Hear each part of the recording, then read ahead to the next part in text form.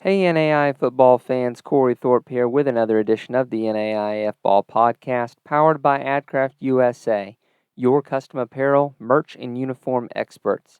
Our friends at AdCraft have been with us for many years now. They've run web stores for us multiple times. These guys are NAI fans and family who are experts in the apparel and merchandise world. AdCraft allows you to take the hassle out of ordering. Let their knowledgeable design and customer service staff handle everything from hosting the store online, shipping the product, and helping your customers so you can get back to the game. Find them online at adcraftusa.com. All right, NAI football fans, this is Corey Thorpe back with another edition of the NAIF Ball Podcast, powered by AdCraft Custom Apparel and Merch, your merch experts and apparel and uniform experts since 1974. 49 years in the business. Give them a call. They know how to do it. They're NAI, born and bred there. But tonight, we have Coach Matt McCarty from the national champion Northwestern Red Raiders. That's right. We've made it all the way from the round of 16 all the way through the playoffs. And now we're here with our champion. Coach, does that get old? Definitely not. It doesn't get old at all. I mean, every time I hear it, it's still pretty surreal. You know, something I was thinking about tonight when I was putting this stuff together was a proverb. Hope deferred makes the heart sick, but a dream fulfilled is a tree of life. And, talk to me about your team. A year and a half ago, you were this close to winning a national championship. Come a year and a half later, and you win one. Talk about, kind of that in terms of the proverb. Yeah, I mean, it's such a whirlwind. If you look back and, the COVID season where you played the playoffs in the spring, and that was such a good run for us and really an unexpected run. We went into the playoffs, I think ranked 6th or 7th, and won a couple big games on the road and got an opportunity to play for a national championship through some adversity. We lost our starting quarterback, who was the National Player of the Year in the semifinals, and I think the work that our guys put in that showed them what they're capable of that spring, and that fueled belief. And the next season we had a really good season, and unfortunately just came up short in the semifinals. But again, it's one of those experiences. Those two experiences allowed us to accomplish what we did this year. Just growing through those, and our guys, had that dream, and they believed in each other so much and what we are capable of, that come this year, it was a pretty special run, and we were playing our best football the last couple months of the season, and it was so fun to see. And just that group of seniors meant so much for our program and has been through so much. But the experience in 2020 definitely helped us win a title this year. Well, Coach, 2 years ago in 2020, I asked Steve Ryan the question, how happy are you to never have to deal with Tyson Koima ever again? So I'm going to flip the question around. How happy are you that you no longer have to ever worry about Joe Dolanchek ever again? Well, let's see. I coach our corners, so I'm pretty excited that we don't have to see him next year. Joe's a great competitor. He has had a fantastic career at Morningside, and we've had some battles. And he had a couple of throws this year in our game, and that it's like, man, those are perfect throws in that situation. And he made a couple big plays to knock us off in that first week. But I'm not going to miss not seeing him out there. But you know good and well that Morningside's got like some second string quarterback that no one's ever heard of that's going to come through and be the next generational talent. You're like going, who's it going to be this time? Absolutely. Steve's never had a bad quarterback. Well, Coach, I want to talk about yours for a second. You start the season with one quarterback, with Blake, and we talked about Blake last year coming into the year, and you were very high on Blake, and Midseason you do make the switch to Jalen Gramstad. How do you make that switch? I mean, that's got to be one of the worst feelings in the world to have to call in that quarterback and go, I'm sorry, dude, but we're going to go a different direction. Yeah, it wasn't easy.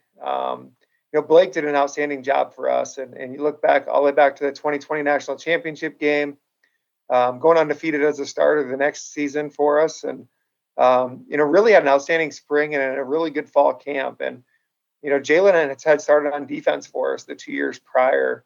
But Jalen was pretty adamant last spring. He wanted to switch back to quarterback. And so we let Jalen. And, throughout spring and throughout fall camp, Blake had just played better. And so going into week 1 against Morningside, Blake was our starter. And we wanted to use Jalen, though. Jalen just brings a little bit of different aspect to the game. And so we knew going into that game that we were going to use Jalen a little bit. And so we did. And Jalen had a pretty good game and some really nice runs and just change of pace for us as a quarterback.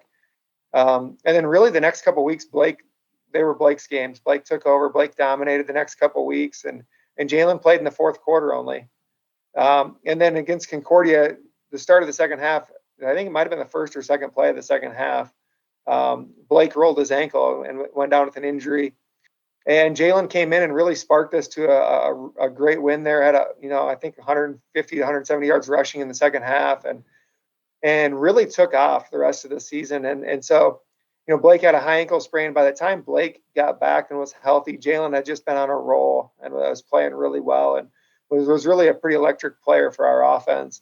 And so, we made the decision that it was best for our offense and our team to go with Jalen. And it wasn't easy. But at the end of the day, I think, we're trying to do what's best for the team as a whole. And it's tough because Blake meant a lot to our program, and but you're trying to do what's best for the group. And at the end of the day, we were able to win a national championship, and Blake's a national championship, and Jalen's a national champion, and all of those things that the team accomplished its goals. I do remember that game against Concordia. I think Jalen actually won our Player of the Week that week, if I remember correctly, on a $179 passing on 9 of 11, and 14 rushes, 184 yards, which is stupid, absurd, and 4 touchdowns. I mean, I remember looking at that box score going, oh, jeez, those are video game numbers. They really were, but then that's what you saw as the season progressed. He continued to get better, and he hadn't played quarterback in 2 years, and so the more experience he got, the better he played. And you look at our playoff run, Jalen was pretty dynamic in all 4 of those playoff victories, and Kaiser was an outstanding team. That we played some outstanding defenses in the playoffs. I mean, Dickinson State, Marion, Indiana Wesleyan, and Kaiser. Those are 4 really good defenses. And Jalen was phenomenal in our playoff run. And, I think he's just scratching the surface, which is pretty scary because in 10 games, I think he ended with 24 rushing touchdowns and still threw for, quite a few yards as well, and had over 1,000 yards rushing. And so he's quite the weapon back there. Yeah, 48 combined touchdowns between through the air and on the ground, 2,511 passing yards, and 1,024 rushing yards.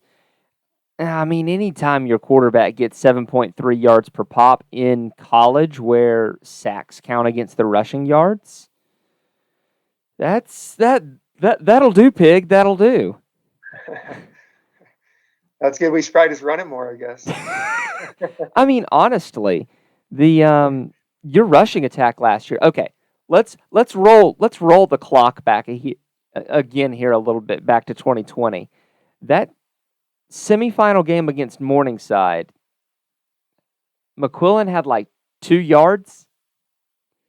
Yeah, we ran the ball 3 times in that game. So then we just felt like it was a matchup that we had that game, and obviously the familiarity, we've played them quite a few times in the last few years, and with our receivers that year and with Koima, we just felt like that was our better matchup. And look at Connor too. Last year, I think we tried to even the load a little bit with him and Meyer throughout the season because we had hopes of having a longer playoff run. And then as we got to the postseason, Connor was fresh and Connor was outstanding in the playoffs for us.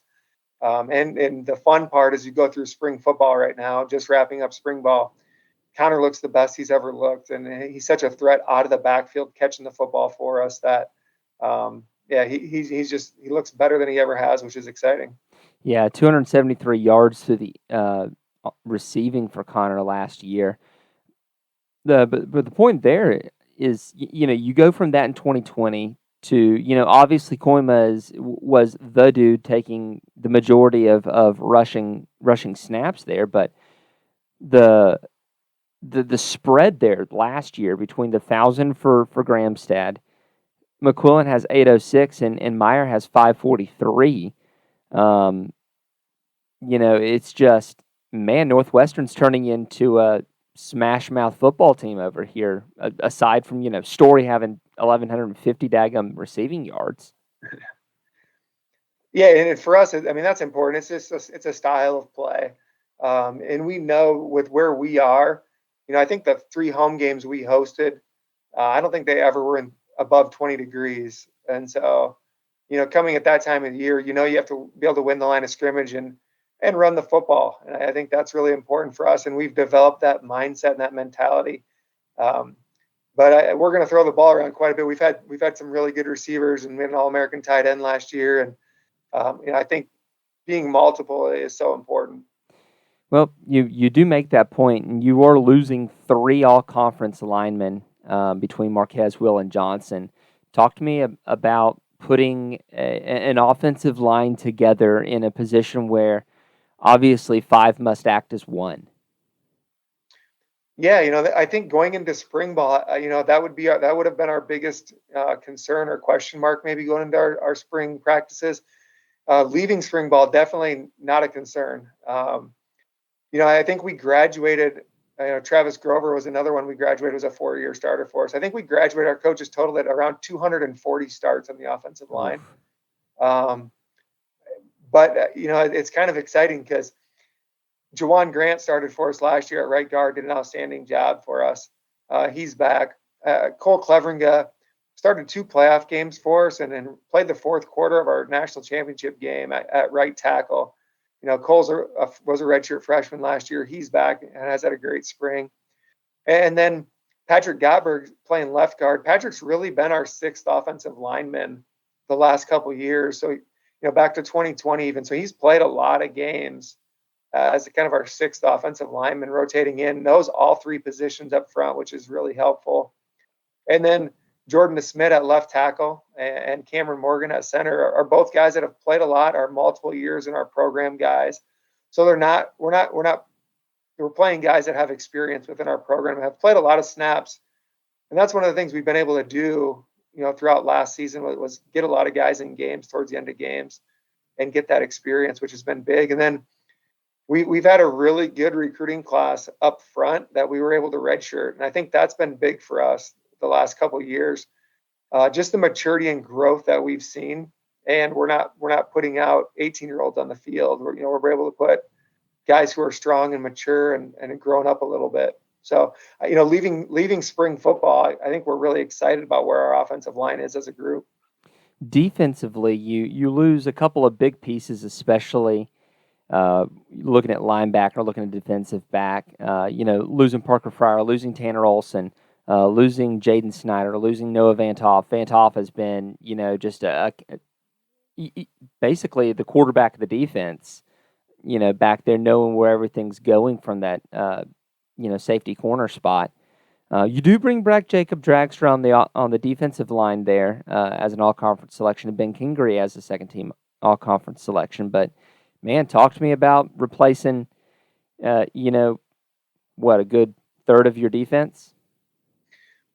Yeah, and I think defensively, we've played a lot of guys, and we lose some really key guys, like you mentioned, and those guys, as you mentioned, I think about the leadership aspect that we lose from those guys. Those guys have been outstanding leaders for us and great playmakers as well. But if I look at that group, I think we feel like our defensive line is the strength of our defense. with Jacob Drakeser back. Morris Hofer's also a returning starter up front, and Morris is he was really disruptive last year for us. I think he might have been an honorable mention all-conference guy. But a big one is getting Jessen Rankin back. We missed Jessen all last year. Last summer, Jessen was diagnosed with cancer and battled that all last season, went through chemo, and he's back. He's healthy. He played at about 230, 235 before, and he's about 250 right now and looks just phenomenal. Has an outstanding spring. I think he's all-American potential for us up front. So that's really exciting having him back. Losing Parker Fryer, Tanner Olson, those guys have been huge for us at linebacker. Thankfully, Ben Egley is a kid that got some starts when Tanner was hurt last year for us at our Sam linebacker. And one of his 2 starts, he was our conference player of the week. And so Ben's a phenomenal player. He played for us as a freshman. And then we've moved Tristan Mulder around. Tristan was a backup, rotated with Ben Kingery at Mike last year, moved him to Will. So we feel like we've got 3 really solid players there and some really good depth behind them. And then in the secondary, we've moved Cody Mosier back to safety. Cody's a smart football player. And so we've had him back there. And we've had some young guys competing, which is really fun. You lose guys. You always lose guys. And when you're a good team, you should lose guys. You should lose good players. But the opportunity that guys have to compete, that's really exciting to see. And we'll see some new faces out there, but they're faces that have been in our program and understand what we do and the way we play. One thing that Steve Ryan said when we chatted with him was, how hard it is to find out of-conference matchups, to which I said, gee, Coach, I can't imagine why. But y'all have one in Drake coming up, and talk to me about getting to go over to Des Moines and take on the Bulldogs. Yeah, we're really excited about that. We actually scheduled that game in the spring of 2020. So during that playoff run in the spring, we had actually scheduled this game with Drake, and so to be able to go to Des Moines for us, our alumni base, there is a strong alumni base in Des Moines for us. To be able to play in front of them will be nice. But then we have so many Iowa high school kids on our team that a lot of them have ran in Drake Stadium, the state track meet, Drake relays. And so for them to just get that opportunity to go there and play football in Drake Stadium will be pretty awesome, pretty special. And it's an opportunity to compete, in state, another school in state. I think our guys are really excited about that. They know it'll be a tough task, but I think they're looking forward to that. Later on this season, you finally, for the first time in about 5 years, don't have Morningside at the beginning or ending of your season. That's the good news. The bad news, they stuck them right next to Dort. I don't know who's doing y'all's schedules, but they really have a thing for sticking Morningside in a really weird spot for y'all. Talk to me about that 2-game stretch there, especially, and making sure that as you get into the back half of your season there, you're going at a high level. Yeah, I think to get to that part of the season, you really have to go back to the beginning in terms of we have to navigate.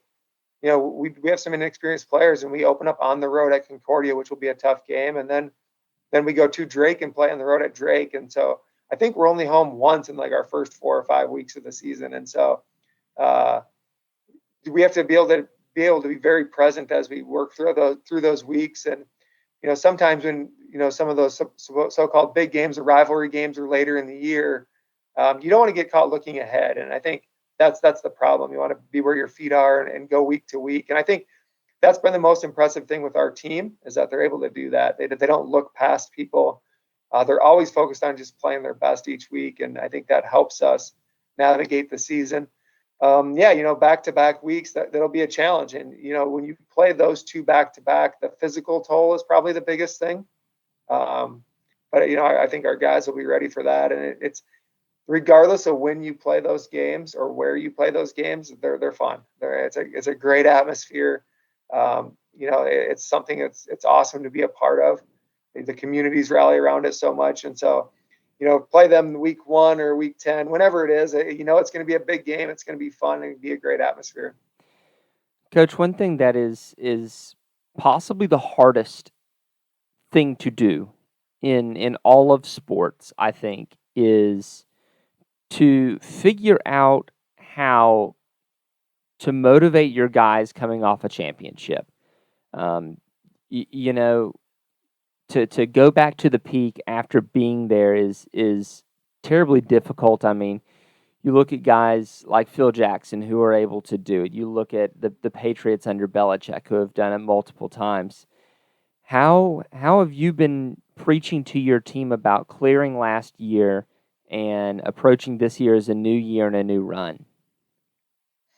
Yeah, absolutely. And yeah, I think what you don't want to do is kind of rest on, yeah, we won the championship and that's what we've accomplished. I think for us, it goes back to that winning a championship is never one of our goals. As maybe as crazy as that sounds, it's not something we ever talk about. We talk about pursuing excellence and really just being our best in everything we do. So I think for us, it's got to go back to that that team last year playing their best resulted in winning a national championship. But their focus on it was on being their best every day and working really hard and doing everything they could to that standard of excellence that we have within our program.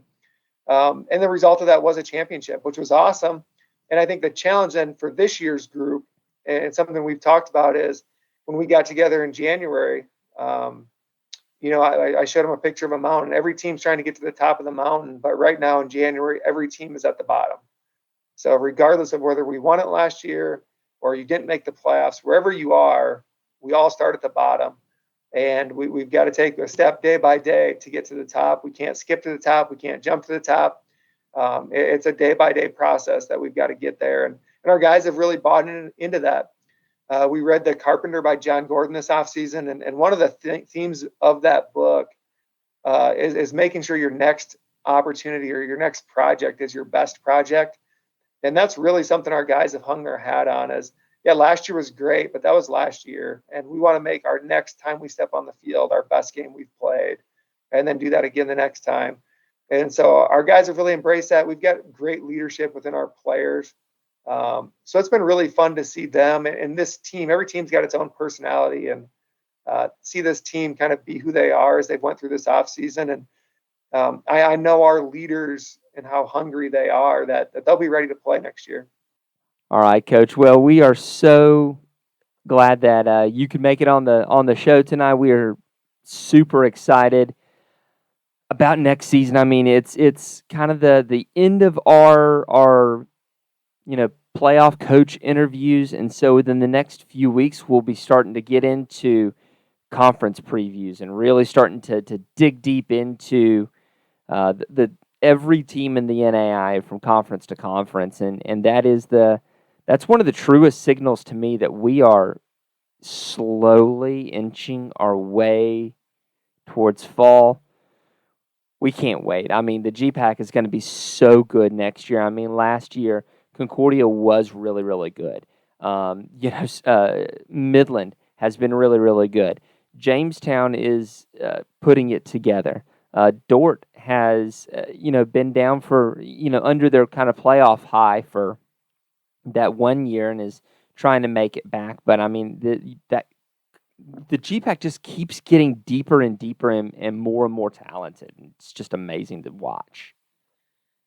Yeah, I would agree. There's really good football around here, and that's something as we went through the playoffs. I think you realize that the teams that have prepared you to get to that point, and we felt like we were really well prepared because of what we had to go through during the season, and we've got some really good football around here. There's great coaches in our league, and every team's got players that can beat you if you're not prepared, and that's what you want. Well, Coach, thanks for coming on tonight, and we'll see you in the fall. Hey, yeah, I appreciate you guys and everything you do. It's pretty awesome, given the platform for our level of football. NAI football is great football, and so for you guys to give, our program a spotlight and a platform, but all the programs at our level a spotlight and the platform that you guys do it's awesome. We really appreciate it. We hope you enjoyed this episode of the NAIAFBALL Podcast presented by AdCraft USA. Be sure to contact them for all your custom apparel, merch, and uniform needs. If you enjoy the show, subscribe to the podcast as well as to our YouTube channel. Leave us a review if you're listening on Apple Podcasts.